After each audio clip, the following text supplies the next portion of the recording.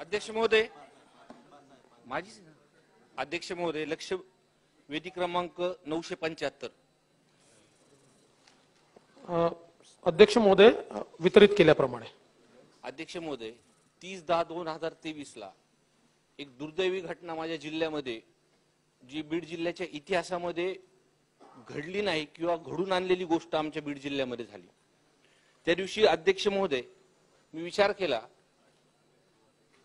की मराठा आरक्षणासंदर्भातला जाहीर पाठिंबा आमदार म्हणून आम्ही दिला आणि माझ्या मतदारसंघामधल्या जिल्ह्यामध्ये सर्व समाज बांधवांनी दिला. अध्यक्ष महोदय, ही जेव्हा घटना घडली तेव्हा मी बीड मध्ये नव्हतो. दुपारपासून कार्यकर्त्यांचे किंवा सामान्य लोकांचे फोन आले की कुणाची दुकान फुटते, कुणाचं घर जळतंय. ते सर्व होऊन तर ते माझ्या घरापर्यंत आलं. माझ्या घरापर्यंत येऊस तर पोलीस प्रशासनाला मी कमीत कमी 5-10 तिथं अध्यक्ष महोदय बोललो, पण कोणत्याही प्रकारची कारवाई तिथं त्या 7-8 घंट्यामध्ये झाली नाही. अध्यक्ष महोदय, मी क्रम थोडंसं सांगतो, मला वेळ द्या या विषयामध्ये. 2-2:30 वाजता अध्यक्ष महोदय हा सगळा प्रकार बीड शहरामध्ये चालू झाला. सुभाष रोडवरतून व्यापाऱ्यांचे दुकान फोडण्यापासून, सर्व पक्षांचे कार्यालय फोडण्यापासून, जाळण्यापासून हा प्रकार चालू झाला. आणि सर्वात महत्वाचं म्हणजे या ठिकाणी हे सर्व प्रकार होत असताना तिथं पोलीस होते, तिथं पोलीस बंदोबस्त होते. या प्रकारचे सर्व सीसीटीव्ही फुटेज माझ्याकडे आता सुद्धा आहेत, ते मी आपल्याला अध्यक्ष महोदय मी देतो. माझ्या घरापर्यंत येऊस तर अध्यक्ष महोदय असं लक्षात आलं हा पूर्ण प्रकार बघितल्यानंतर की वेल ट्रेनिंग आणि वेल प्लॅन्ड हा प्रकार सगळा घडून आणला होता. कोण का जेव्हा घरी हे काही समाजकंटक काही ह्यांनी हा प्रकार जेव्हा चालू केला अध्यक्ष महोदय, त्यांनी प्लॅनिंगनी घराच्या लाईटीचे कनेक्शन तोडले, पाण्याचे कनेक्शनचे पाईपचे त्यांनी कनेक्शन तोडले आणि माझ्याकडे त्याचं सीसीटीव्ही फुटेज आहे. अध्यक्ष महोदय, हा प्रकार चालू असताना तिथं पोलीसची एक गाडी माझ्या गेटच्या बाहेर उभी आहे आणि हे लोक आल्यानंतर ती पोलीसची गाडी ही बाजूला सरकली. आणि सर्वात महत्वाचं की माझ्या घराचं गेट म्हणजे रस्ता ओलांडल्यानंतर पोलीस मुख्यालय आहे अध्यक्ष महोदय, म्हणजे तिथं रिझर्व्ह फोर्स तिथं असते, सगळी पोलीस यंत्रणा दंगल पथक तिथं उपस्थित असतं. आणि हे प्रकार झाल्यानंतर पोलिसाची गाडी तिथून निघून जाते साहेब. आणि FIR ची कॉपी माझ्याकडे आहे साहेब. त्या FIR च्या कॉपीमध्ये तिथं पोलिसांनी जी फिर्याद दिली त्या फिर्यादीमध्ये असं सांगितलं की तिथं बुलेटच्या गोळ्या चालवल्या किंवा धुराच्या कांड्या तिथं आपल्याला चालवल्या, पण त्या सीसीटीव्ही फुटेज मध्ये असला कोणताही प्रकार तिथं झालेला नाही. हे क्लिअरपणे म्हणजे शहरामध्ये जेवढे फुटेज हा प्रकार जिथं जिथे झाला हे तिकडे सगळीकडे झाले साहेब. आणि पूर्ण 1 तास माझं घर जळत होतं, माझे कुटुंब आतमध्ये होतं. माझा लहान मुलगा वारंवार मला फोन करत होता की बाप्पा तुम्ही लवकर या, लवकर या, आपल्या घर जळतंय, आपल्या घरात बॉम्ब टाकतात. अध्यक्ष महोदय, आमदार म्हणून मी सर्वांना हा प्रश्न विचारतो की आपल्या घरावरती आपल्या मतदारसंघामध्ये अशी जर परिस्थिती निर्माण झाली असती आणि आपण घरी नसतो आणि पोलीस प्रशासनाला आपण वारंवार फोन करतोय, पण साधं तिथं सायरन सुद्धा वाजलं नाही अध्यक्ष महोदय. आणि 1 घंट्यानंतर सगळं घर जळाल्यानंतर कसं बसं माझं कुटुंब त्या परिस्थितीतून वाचलंय अध्यक्ष महोदय. बरं, हे झाल्यानंतर सर्वात महत्वाचं की मी जे तुम्हाला म्हणलं की हे वेल प्लॅन्ड होतं. हे जे मुलं चालत होते हे काही म्हणजे हे 7 ते 8 तासामध्ये हे शहरामध्ये पायी चालत होते अध्यक्ष महोदय. म्हणजे एका ठिकाणून दुसऱ्या ठिकाणावर जायला हे काही मोटरसायकलवर जात नव्हते अध्यक्ष महोदय. आणि पोलीस प्रशासन त्यांच्या सोबत चालत होतं. आणि एक ठिकाणून एखादं ऑफिस जाळलं किंवा एखादं ऑफिस फोडल्यानंतर दुसऱ्या ठिकाणी जात असताना हे एकमेकाला खोलून सांगत होते की इकडचं काम झालेलं आहे, पुढच्या क्रमांकावरती चला. या पूर्ण घटनेला जिथं जिथं दगडफेक झाली, जिथं जिथं ह्या गोष्टी झाल्या त्याला क्रमांक दिले होते. म्हणजे हे त्यांनी त्यांच्या अंगावरती सॅक लावले होते. तिथं पेट्रोल बॉम्बचा उपयोग झाला, फॉस्फरस बॉम्बचा उपयोग झाला. माझ्यानंतर हे गेल्यानंतर जयसिंग काका सोळुंकेंच्या घरी गेले अध्यक्ष महोदय, त्यांचं घर सुद्धा जाळलं. मी तिथं सुद्धा परिस्थिती बघण्यासाठी मी तिथं गेलो होतो. अहो त्यांच्या घराची परिस्थिती वाईट होती. मला सांगा, त्यांचं मंदिर सुद्धा तोडलो, मंदिर सुद्धा तोडत असतात हे लोक. त्याच्यानंतर ते शिवाजीदादा पंडित त्यांच्या घरी गेले, त्यांचे कार्यकर्ते तिथे जमले, त्यांच्या सुद्धा तिथं तुफान दगडफेक झाली. दगडफेक झाल्यानंतर सुद्धा माझ्या कानावरती असं आलं की ते लोक गेल्यानंतर तिथं धुळाच्या कांड्या चालल्या. त्याच्यानंतर ते बस स्टँडमध्ये गेले, बस स्टँडमध्ये बसच्या तोडाफोडी केल्या. हे सर्व करत असताना ते पायी चलत शेवटी सिव्हिल हॉस्पिटलमध्ये गेले. मला वाटतं 8:30-9चा प्रकार. तिथं सगळ्यांनी चेहरे धुतले आणि चेहरे धुवून आपल्या आपल्या पद्धतीने तिथून निघून गेले अध्यक्ष महोदय.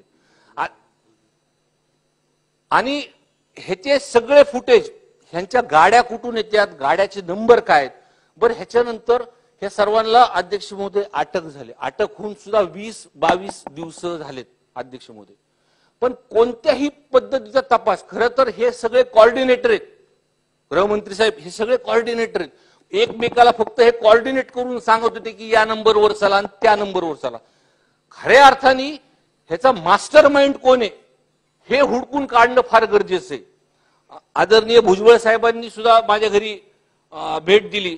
भुजबळ साहेब आपले कौटुंबिक संबंध आहेत आणि आपण घरी भेट दिली, आपण माझ्याबद्दल बाहेर सुद्धा बोलले.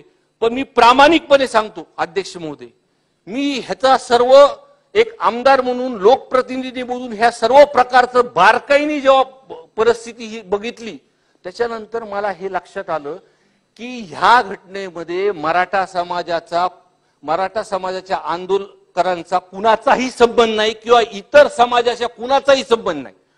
हे जेव्हा सीसीटीव्ही फुटेज मध्ये काही लोकांचे चेहरे आले किंवा शहरामध्ये हे गावगुंड फिरत असताना जे लोकांनी बघितलं, त्यांच्या चेहऱ्यावरून लक्षात आले हे कुणाशी ना कुणाशी निगडीत आहेत अध्यक्ष महोदय. आणि जेव्हा ह्यांचे कॉल रेकॉर्ड किंवा ह्यांचे सगळे रेकॉर्ड जर काढले, ते हे त्या घटनास्थळी कुणाला बोललेत हे पूर्णपणे लक्षात येऊ. अध्यक्ष महोदय, हा फक्त माझ्या घराचा किंवा मतदारसंघाचा विषय नाही. बीड शहरामध्ये, बीड जिल्ह्यामध्ये हा प्रकार झाला, हा पूर्ण महाराष्ट्राने बघितला.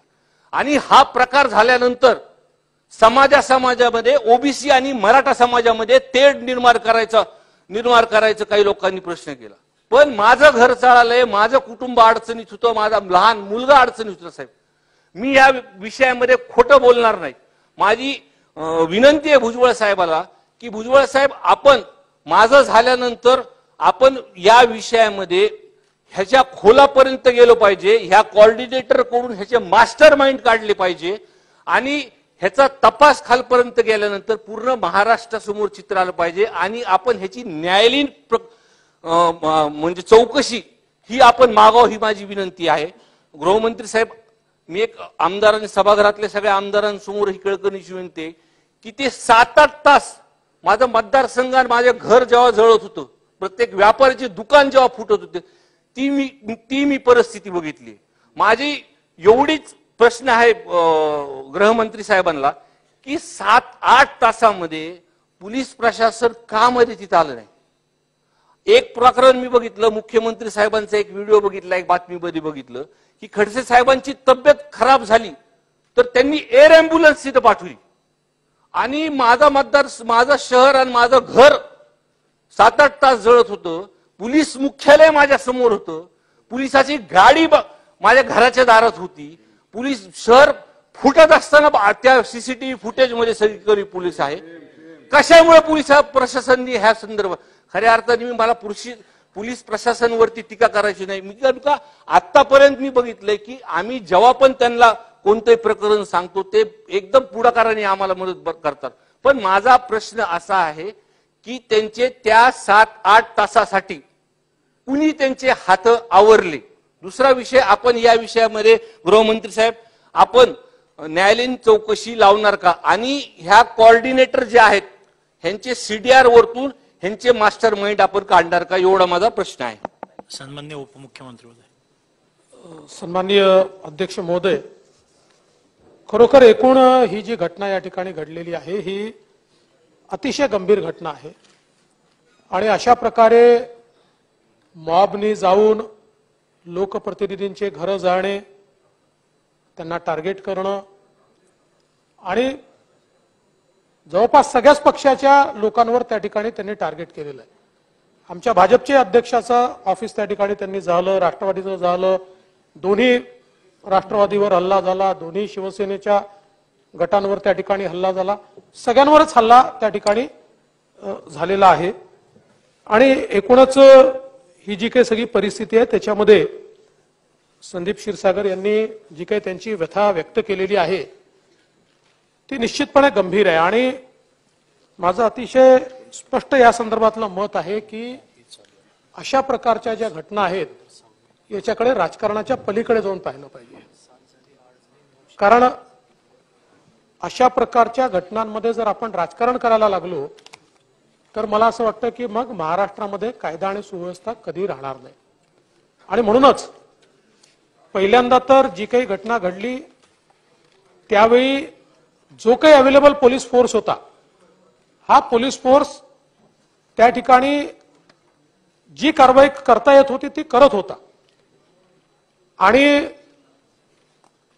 जर त्या पोलीस फोर्सने काहीच कारवाई केली नसती तर घटना याहीपेक्षा गंभीर झाली असती. मात्र हे तेवढंच खरं आहे की जेवढ्या मोठ्या प्रमाणात लोक एकत्रित झाले होते त्या मनाने तो फोर्स कमी होता. बाहेरून जो फोर्स पाठवला तो फोर्स पोचतपर्यंत वेगवेगळ्या ठिकाणी या घटना झाल्या होत्या. आणि असा मॉब एकच मॉब सगळीकडे गेला असं नाहीये, वेगवेगळे मॉब तयार झालेले आहेत.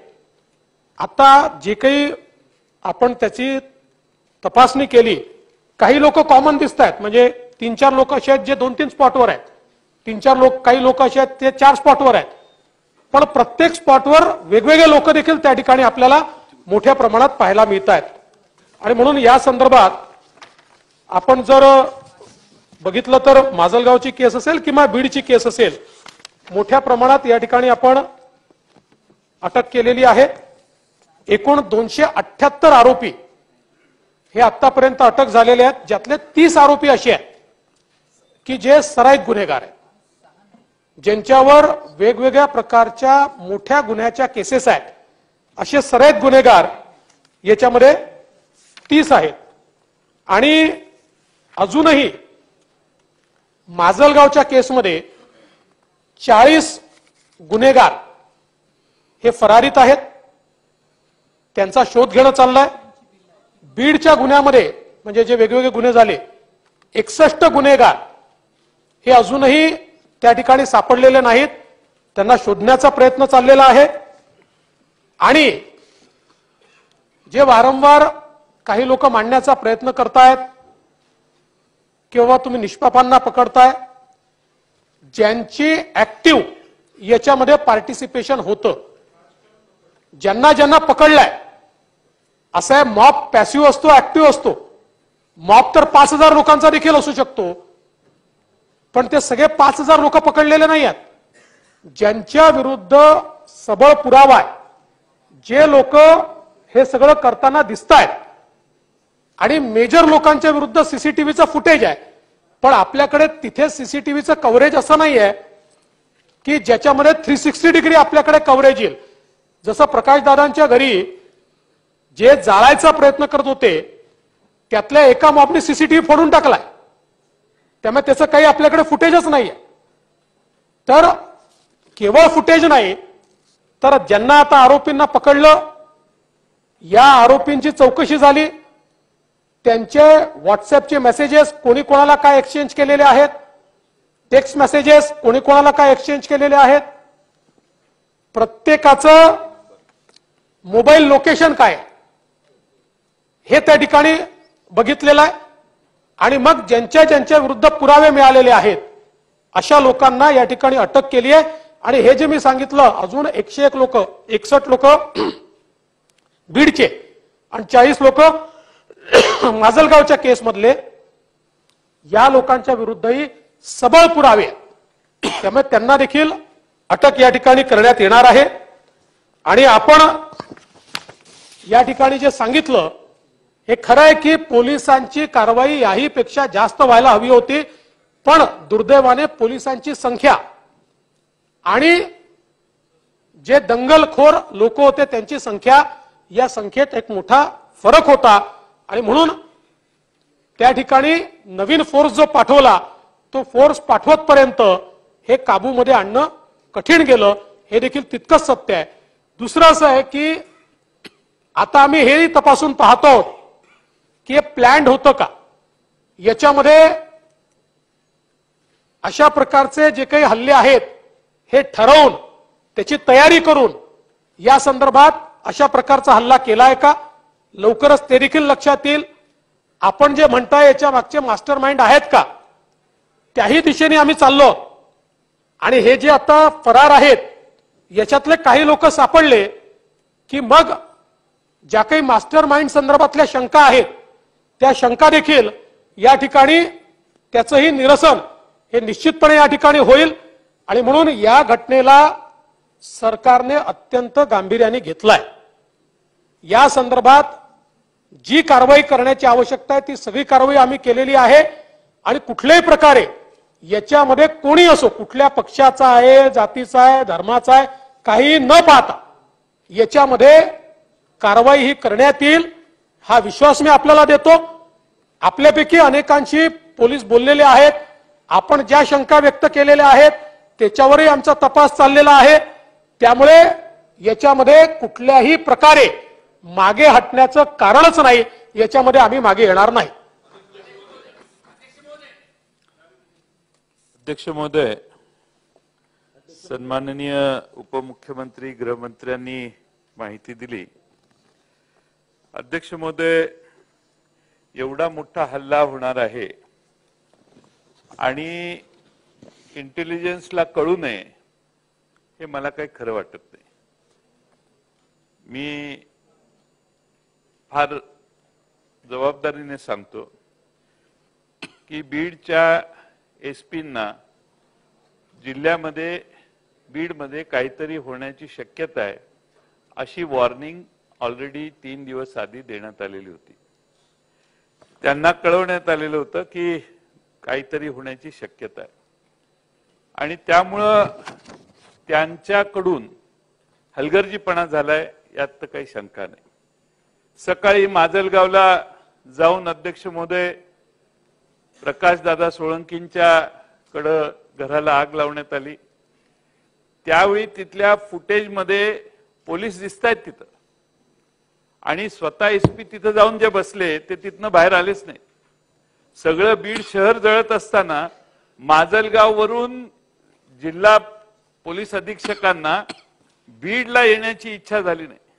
आणि सन्माननीय उपमुख्यमंत्र्यांनी जे सांगितलं की पोलीस कमी होते, पोलीस कमीच असतात लोकसंख्येच्या, फायरिंग का नाही केलं? त्यांना जरब बसण्यासाठी पोलिसांनी किमान हवेत फायरिंग करायला पाहिजे होतं.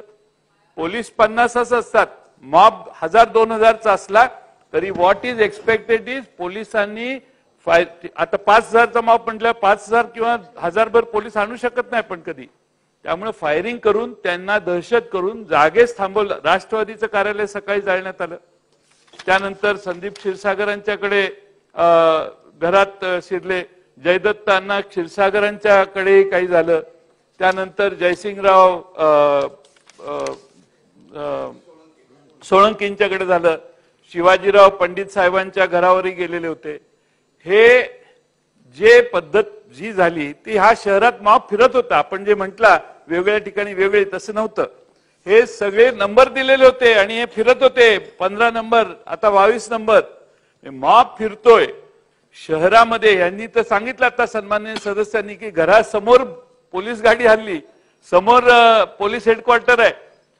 तरीही जर आपण संरक्षण सामान्य विधानसभेच्या सामान्य माणूस तर लांबच आहे आता, म्हणजे लोकांच्या प्रतिनिधीचं संरक्षण करण्याची देखील ताकद महाराष्ट्र पोलिसांच्यात राहिली नाही असा मी निष्कर्ष काढेन. आणि म्हणून अध्यक्ष महोदय, माझा प्रश्न आहे की गोपनीय शाखेला हा अंदाज, माझी माहिती आहे की हा अंदाज आलेला, इन्फॉर्मेशन त्यांना दिलेली, पूर्ण माहिती होती त्याला की होणार आहे. आणि मी स्वतः 7-8 वेळा फोन केला त्या डीएसपींना. डीएसपीनी मेसेज टाकला किमान एकदा तरी फोन घ्यायचा. ठीक आहे, माझा फोन का मी करत होतो तर संदीप क्षीरसागर म्हणत होती माझी बायका मुलं माझ्या घरात अडकलेत, साहेब कुठल्याही परिस्थितीत फोन करा, पोलिसांना पाठवा. मी आयजीना फोन केल्यावर आयजींनी 2 वेळा फोन घेतला आणि मग काहीतरी त्यांनी अरेंजमेंट केली. माझा मुद्दा एवढाच आहे अध्यक्ष महोदय की पालकमंत्र्यांनी एसआयटी स्थापन करण्याची मागणी केली, अजून का एसआयटी स्थापन नाही केली? तुमचा इंटरेस्ट काय मला काही कळत नाही. पालकमंत्र्यांनी ज्यावेळी घोषणा केली आणि मागणी केली, दुसऱ्या दिवशी फडणवीस साहेब एसआयटी स्थापन करायला पाहिजे होती. ती स्थापन न करण्याचं कारण काय, हा दुसरा प्रश्न. तिसरा प्रश्न, मी आता परवाही कालही भाषणात सांगितलं, त्या अंतरवाली सराटीला लाठीचार्ज झाला, त्याची चौकशी करा, न्यायालयीन चौकशी करा म्हणतोय. तसे हेही प्रकरण न्यायालयीन चौकशी करायचं आहे, कारण या शहरामध्ये एक मॉब फिरतोय आणि फिरत असताना त्यांना कुणी हटकाव करत नाही आणि साधी फायरिंग करून, जरा फायरिंग केलं तर इथं बसलेले सगळे बाहेर जातील. अध्यक्ष महोदय, जीवाची भीती प्रत्येकाला असते. परत हे जे फिरत होते ते कोणत्या अंमली पदार्थाच्या प्रभावाखाली होते हे बघण्याचं, ही माहिती अध्यक्ष महोदय मिळणं आवश्यक आहे. आणि सगळ्यात महत्वाचं म्हणजे पप्पू शिंदे नामक, शेवटचा प्रश्न, पप्पू शिंदे नामक त्यात एक कोऑर्डिनेटर आहे. हा पप्पू शिंदे हा एका राजकीय पक्षाचा अध्यक्षाचा भाचा आहे. पप्पू शिंदे आणि त्याच्याबरोबरचे सगळी गँग ही त्या शहरात या सगळ्यांचं नेपथ्य करत होती. आणि त्यामुळं भुजबळ साहेब दुसऱ्या दिवशी जाऊन आले, त्या दिवशी त्यांनी जी भावना मांडली ती योग्य आहे. कुठल्याही लोकप्रतिनिधीच नाही, सामान्य माणसाचं घर जळलं तरी आपण जाऊन बघून त्याला दिलासा देतो. त्यामुळे अध्यक्ष महोदय, राज्याच्या मंत्रिमंडळात भुजबळ साहेब गेले, ठीक आहे, पण अध्यक्ष महोदय त्या ठिकाणी गृहमंत्री किंवा गृहमंत्र्यांचे प्रतिनिधी, त्या ठिकाणी पालकमंत्री यांनी त्या ठिकाणी बैठका घेतल्या असतील, घेतल्या ना, घेतल्या का नाही? हा, तर ते त्या बैठकीत काय निष्पन्न झालं? आणि आता उपमुख्यमंत्री महोदयांनी जे सांगितलं त्याप्रमाणे या पप्पू शिंदे जो आहे त्याचे लागेबांधे कुणाशी आहेत ते सभागृहात आम्हाला माहिती आहेत कुणाशी आहेत, आम्ही ते नाव घेणं योग्य नाही, पण आपण जर सांगता आलं तर आनंद होईल. खासगीत सांगितलं तरी चालेल, पण अध्यक्ष महोदय तुम्ही ते जाहीरपणाने सांगू शकणार नाही. पण अध्यक्ष महोदय, बीड पोलिसांचा इंटेलिजन्स फेल झाला. माझा दुसरा प्रश्न शेवटचा आहे, तो म्हणजे हा पहिला प्रश्न मी विचारलाय, आणि सराईत गुन्हेगार हल्लेखोरात होते. आपणच मंत्री महोदयांनीच आता उत्तर देताना सांगितलं की सराईत गुन्हेगार त्यात सापडले. पोलिसांना दिसत नव्हते का या गँगमध्ये नेहमीचे सराईत गुन्हेगार आहेत? आपणच म्हणता की सराईत गुन्हेगार सापडले, तर सराईत गुन्हेगार त्या मॉबमध्ये फिरतायत म्हटल्यावर तर 2 मिनिटात पोलिसांनी त्यांचा कार्यक्रम पूर्ण करायला पाहिजे होता, पण ते झालं नाही अध्यक्ष महोदय. त्यामुळे पोलीस महाराष्ट्रातले आता माग हात धरून सगळ्या बघ्याच्या भूमिकेत जर गेलेले असतील तर महाराष्ट्रात, मी कालही सांगितलं, राज्य कुणाचे येऊ, पण पोलिसच जर काही करणार नसतील आणि पोलिसच सगळ्या असल्या गोष्टींना थांबवत नसतील तर अध्यक्ष महोदय दुर्दैव आहे. आणि म्हणून लॉ अँड ऑर्डरची परिस्थिती, आपण त्यासाठी म्हणतो की लॉ ऑर्डरची परिस्थिती बीड मधल्या उदाहरणामुळे आपली अधिक खाली गेली आहे असं दिसतं. म्हणून एसआयटी स्थापन कधी करणार, आणि एसआयटी स्थापन करत असताना या ठिकाणी पप्पू शिंदे आणि गँग यांचे राजकीय लागेबांधे हेही स्पष्ट करावेत. आणि अध्यक्ष महोदय, इंटेलिजन्सचा फेल्युअर त्यांना 4 दिवस आधी तुम्ही बोला मग, आपल्या मागे बसलेले नेहमी तुम्हाला मूळ मुद्द्यापासून डायव्हर्ट करतात. तुम्ही शेजारच्या पासून सुरक्षित आहात पण मागच्यांच्या पासून सुरक्षित नाही. तुमचं सगळं लक्ष भुजबळ साहेबांच्यावर आहे हे आमच्या लक्षात आलेलंच आहे. त्यामुळे आपलं मार्गदर्शन जे त्यांना लाभतंय त्याच्याबद्दल काही तोडच नाही. त्यामुळे अध्यक्ष महोदय, यासाठी माननीय उपमुख्यमंत्री महोदयांनी सभागृहाला माहिती अवगत करावी. अध्यक्ष महोदय, पहिल्यांदा तर जयंतराव, तुम्ही कागदपत्रे पडताळून पहा, याचा कुठलाही इंटेलिजन्स मिळालेला नाही. कारण मुळात माजलगावची देखील जी घटना होती, माजलगावच्या घटनेमध्ये त्यांनी ती जी काही क्लिप वगैरे झाली त्याच्या विरुद्ध एक आंदोलन ठेवलं होतं, घरापासून दूर होतं ते, तिथे आंदोलन नव्हतं. आंदोलन संपवलं तोपर्यंत काही झालं नाही आणि त्याच्यानंतर हा मॉब गेलेला आहे. त्याच्यामुळे, आणि बीडचा तर कुठलाही इंटेलिजन्स त्या ठिकाणी नाही. आपण जे म्हणता की पोलिसांनी फायरिंग करायला पाहिजे होतं, कदाचित त्यावेळेची परिस्थिती पाहून त्या ठिकाणी पोलीस तशा प्रकारचा निर्णय घेतात आणि अनेक वेळा पोलिसांवर दोन्ही बाजू होतात. आता अंतरवाली सराटीमध्ये पोलिसांनी 70 पोलिसांना त्या ठिकाणी ते जखमी झाले. अंतरवाली सराटीमध्ये पोलिसांनी जर थोडी कडक कारवाई केली तर म्हणजे आता मी म्हणणार नाही, पण राज्यातल्या मोठ्या मोठ्या नेत्यांनी पोलिसांनाच टार्गेट केलं.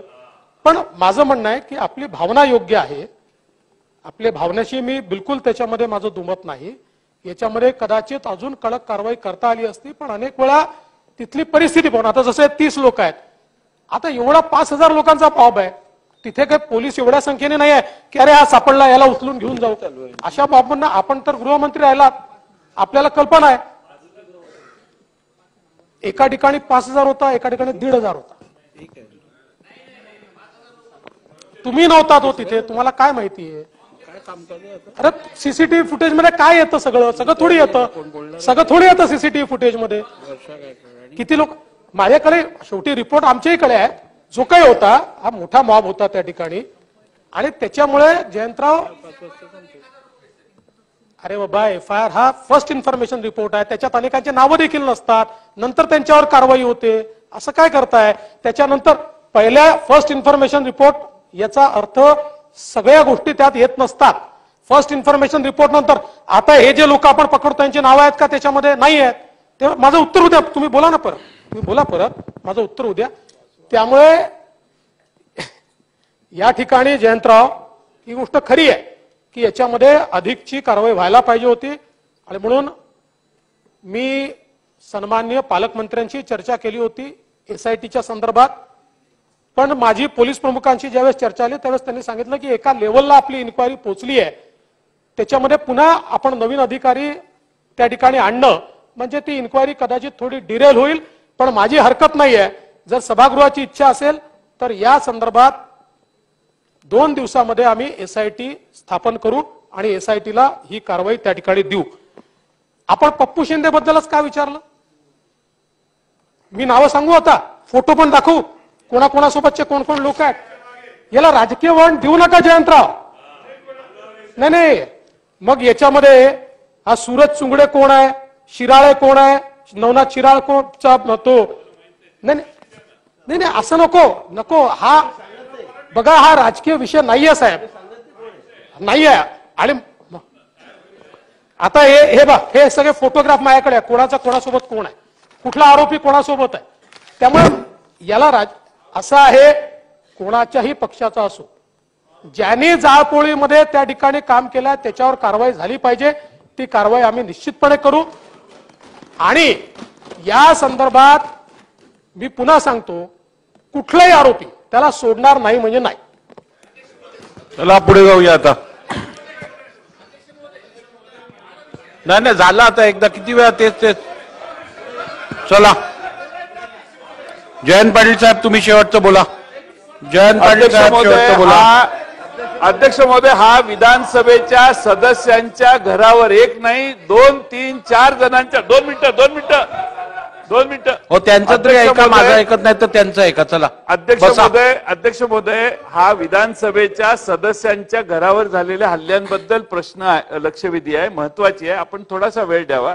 मी फक्त एवढंच सन्माननीय उपमुख्यमंत्र्यांना लक्षात आणून देतो, माझ्या हातात तो फर्स्ट इन्फॉर्मेशन रिपोर्ट आहे. त्या ठिकाणी 2 डिस्क्रिप्शन आहेत. 30 तारखेला 17:30 ते 18 च्या सुमारास मोटरसायकलवर अचानक 200 ते 250 लोकांचा बेकायदेशीर जमाव हातात झेंडे वगैरे घेऊन आला. पुढं मध्येच एक आहे, बेकायदेशीर जमाव अंदाजे 600 ते 700 एकत्र जमला. त्यामुळे आपण जे 5000 वगैरे म्हणतात दॅट इज ऑल फॉल्स. हे फर्स्ट इन्फॉर्मेशन रिपोर्ट हे पोलिसांनी दिलेली तक्रार आहे, कोणी प्रायव्हेट माणसाने नाही.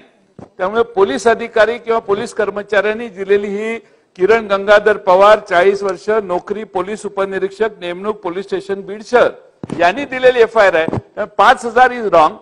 200, 250 किंवा 700, 600, 700 म्हणून मी म्हटलं की जे सराईत गुन्हेगार आहेत त्यांना पकडणं आवश्यक होतं. ठीक आहे, चला लक्षवेधी क्रमांक 6. अर्धा तास झाला या लक्षवेधीवर. त्यांची लक्षवेधी होती, त्यांनी त्यांचे बसून घ्या. नाही ठीक आहे, एक लक्षात घ्या, लक्षवेधी सूचनेचे निकष काय आहेत हे आपल्या सर्वांना मी काय परत सांगायची गरज नाही. त्यांची लक्षवेधी होती, त्यांनी ती मांडली, त्यांना संधी दिली गेलेली, त्यावरती उपमुख्यमंत्र्यांचं उत्तर झालं. ही प्रथा काय या सभागृहात सातत्याने मी चालू देऊ शकत नाही. अपवाद म्हणून मी त्यांना एक शेवटची संधी देत आहे. परंतु ही प्रथा काय या आपल्याला नवीन ही प्रथा चालू करायची नाहीये. चालू करा. अध्यक्ष महोदय, आमदार महोदय, अहो ज्याचं जळतं त्याला कळतंय हो, त्याच्यामुळे मी बोला. अध्यक्ष महोदय, गृहमंत्री साहेबांनी आपलं क्लिअरिफिकेशन दिलं. मी फक्त पहिल्यांदाच आमदार आलो, या सभागृहात सुद्धा खूप चर्चा झाली, पण मला एकच आपल्या क्लिअरिफिकेशन मध्ये, पहिल्या सुरुवातीपासून जो मॉब होता गृहमंत्री साहेब तो एवढा नव्हता. त्याचे फुटेज सगळे माझ्याकडे आहेत, जे सुभाष रोडवरतून चालू झाले. त्या मॉबला कंट्रोल नाही केलं म्हणून तो मॉब हळूहळू वाढत गेला. म्हणजे तो जिथं पहिल्या ठिकाणी जर त्याला अडवलं असतं ना अध्यक्ष महोदय, तर हा विषय झाला नसता. दुसरा विषय की FIR कॉपी मध्ये जे नोंद केलेली आहे की तिथं रबरी बुलेट चालल्या किंवा धुराच्या कांड्या चालल्या, हा विषय त्यांनी तो काही विषय हा तिथं झालेला नाही. तिसरा विषय, माझ्या घरासमोर गाडी उभा होती आणि त्या गाडीने अध्यक्ष महोदय, माझी अपेक्षा होती फक्त सायरन जरी वाजवला असता अध्यक्ष महोदय तर हा प्रकारच घडला नसता. आणि दुसरा विषय, समजा आपल्याकडे पोलीस यंत्रणा कमी होती, हा काही एका घंट्यात प्रकार झाला नाही. माजलगाव सकाळपासून हा प्रकार चालू झाला जिल्ह्यामध्ये, तेव्हा पोलीस यंत्रणेला हे सगळ्या गोष्टी कळाल्या होत्या अध्यक्ष महोदय. मग बीडचा सुद्धा प्रकार हा 2-2:30 वाजता चालू झाला आणि रात्री 9 पर्यंत चालू होता. जर पोलीस प्रशासनाकडे पोलीस बंदोबस्त कमी होता तर इतर जिल्ह्यातून सुद्धा एक 2-2.5 तासाच्या फरकावरती पोलीस यंत्रणा तिथं मागवली असती. चौथा मुद्दा अध्यक्ष महोदय, गृहमंत्री बोलताना म्हणले की जे सराईत गुन्हेगार आहेत, आणि त्यांनी हे पण सांगितलं की त्यांचे फोटो आहेत.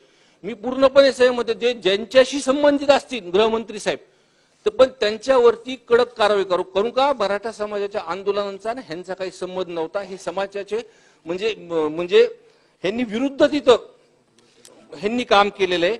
आणि माझा शेवटचा विषय गृहमंत्री साहेब, की ज्या लोकांना अटक झाली त्यांचा कोणत्याही या प्रकरणात संबंध होता. त्यांच्या पिढीपासून 3 पिढ्यांमध्ये सुद्धा त्यांच्या घरावरती NC दाखल नाही, असे काही लोक अटक झालेत अध्यक्ष महोदय.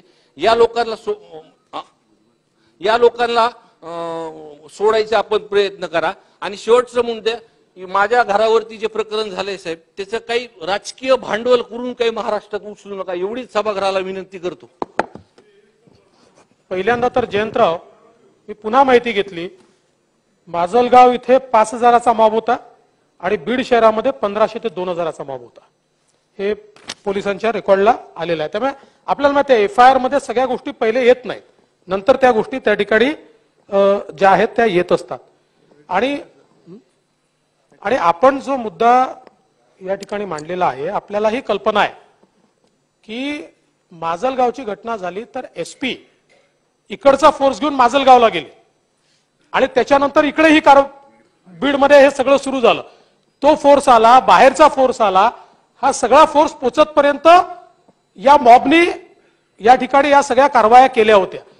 खऱ्या कारवाया जर तुम्ही बघितल्या, म्हणजे त्याचा ट्रिकल इफेक्ट हा बराच काळ होता, पण ऍक्च्युअल कारवाया ज्या झाल्या आहेत त्या साधारणपणे 1.5 ते 2.25 तासात, मेजर जाळपोळ आणि मेजर असॉल्ट जो आहे तो त्या 1.5 ते 2.25 तासामध्ये त्या ठिकाणी झालेला आहे. त्यामुळे ही खरंच आहे की पोलिसांची संख्या कमी होती. आणि आपण जे म्हणताय, मी आपल्याला सांगतो, आतापर्यंत जे अटक केलेले आहेत यांच्या विरुद्ध ऍक्शनेबल पुरावा आहे. जर कोणाच्या विरुद्ध ऍक्शनेबल पुरावा नसेल आणि असा जर कोणी अटक झाला असेल त्याला सोडू, 100%.